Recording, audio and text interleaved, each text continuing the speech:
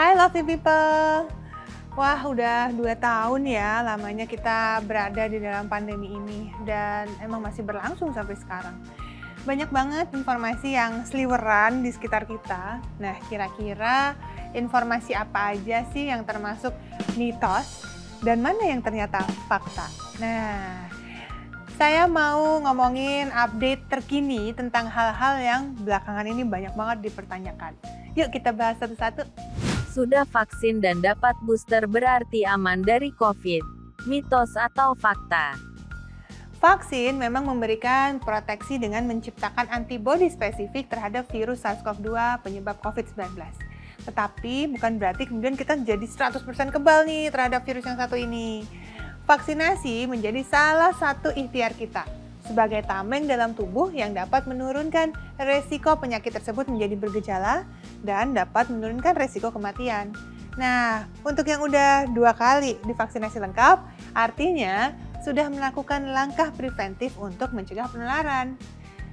Dalam update dari WHO pada tanggal 11 Januari lalu, ada 3 studi yang memberikan bukti tambahan bahwa memang nih terjadi penurunan dari efektivitas vaksin karena adanya varian Omicron. Nah, akibatnya varian Omicron ini pengaruh terhadap infeksi dan gejala yang muncul ini menjadi lebih hebat dibandingkan dengan varian Delta.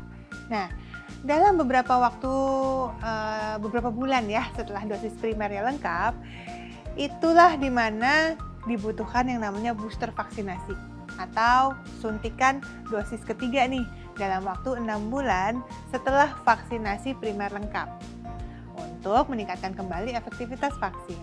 Sehingga memang dibutuhkan nih boosternya nih supaya perlindungan kita meningkat kembali untuk menghadapi varian-varian of concern yang bermunculan. Nah, dengan demikian diharapkan kalaupun sampai tertular, amit-amit, gejala itu ringan dan jadi lebih cepat sembuhnya. Karena vaksin tersebut memberikan perlindungan sebanyak 70-92% efektif untuk mencegah perawatan di rumah sakit. Dan dalam penelitian yang dilakukan, 3-6 bulan pasca penyuntikan dosis lengkap, itu harus dilakukan boosternya.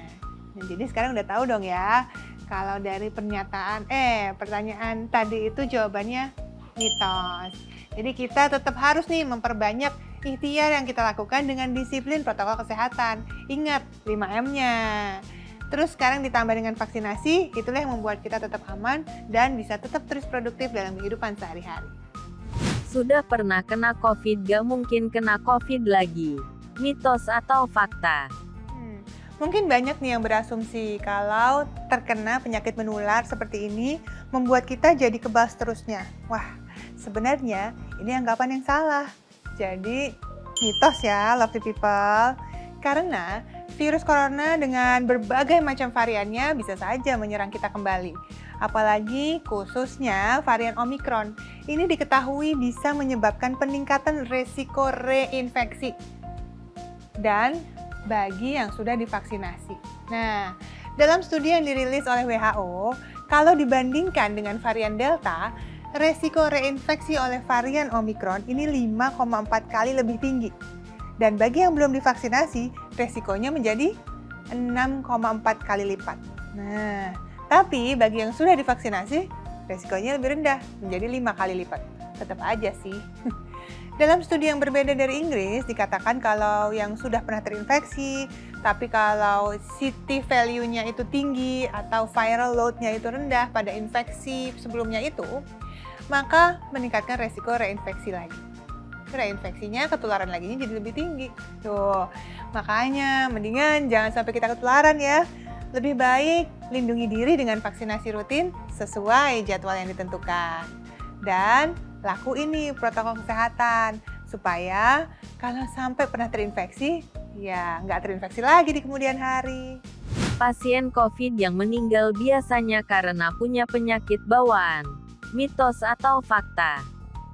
Banyak yang belum paham betul nih mengenai penyakit penyerta atau orang sebutnya seringnya jadi penyakit bawaan. Nah, sebenarnya lebih pas itu istilahnya komorbid. yaitu penyakit yang sedang diderita saat ini dan dapat memperberat kondisi kalau sampai ia terinfeksi COVID-19.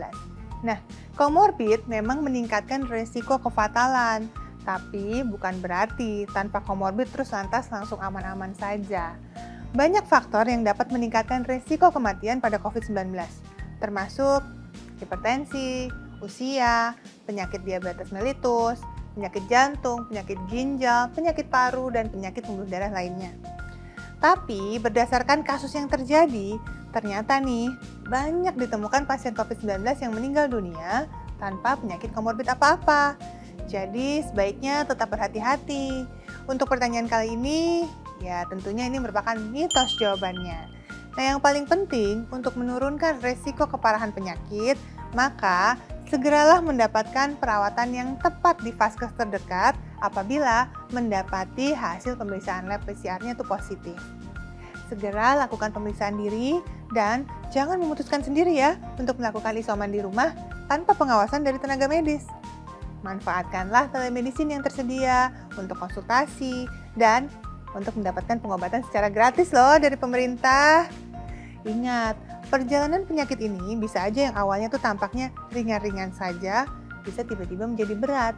Maka diperlukan pemantauan berkala dan terapi yang sesuai dengan kondisi fisik masing-masing.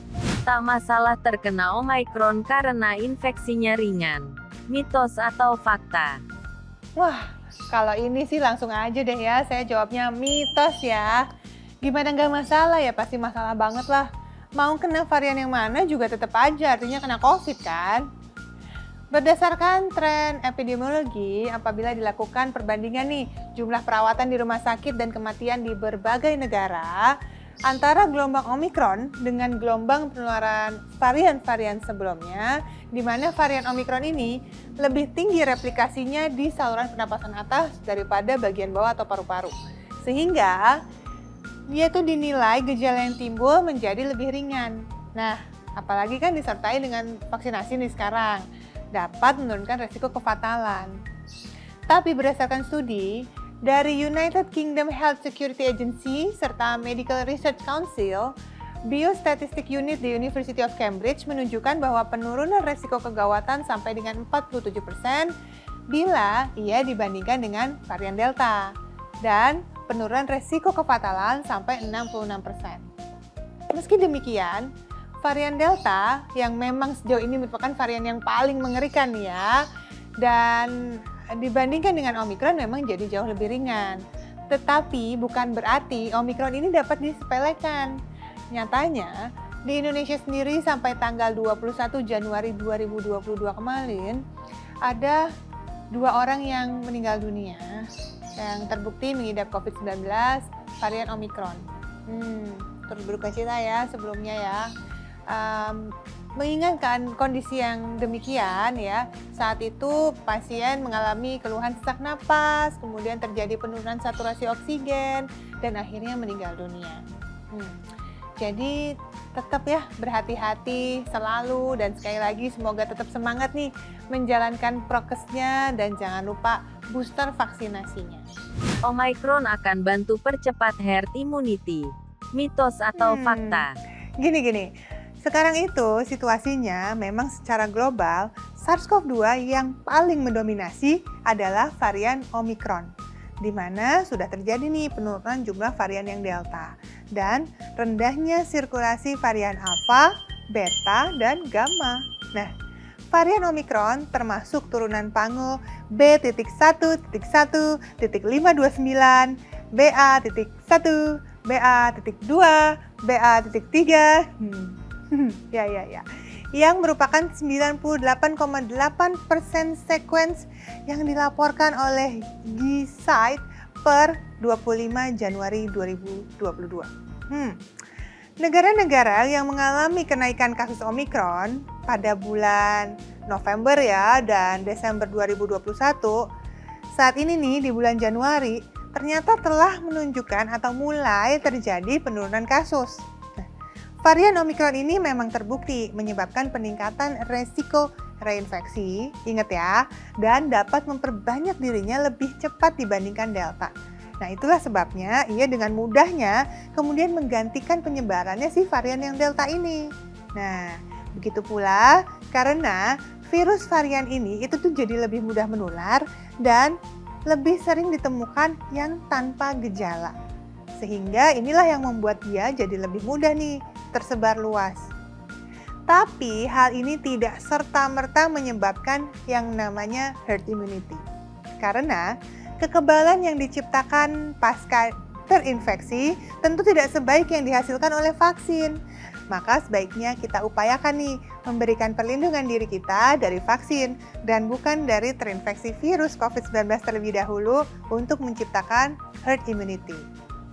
So, itu tadi mitos-mitos seputar COVID beserta penjelasan faktanya ya.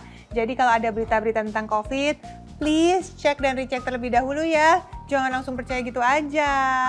Oke, terima kasih Dokter Reisa.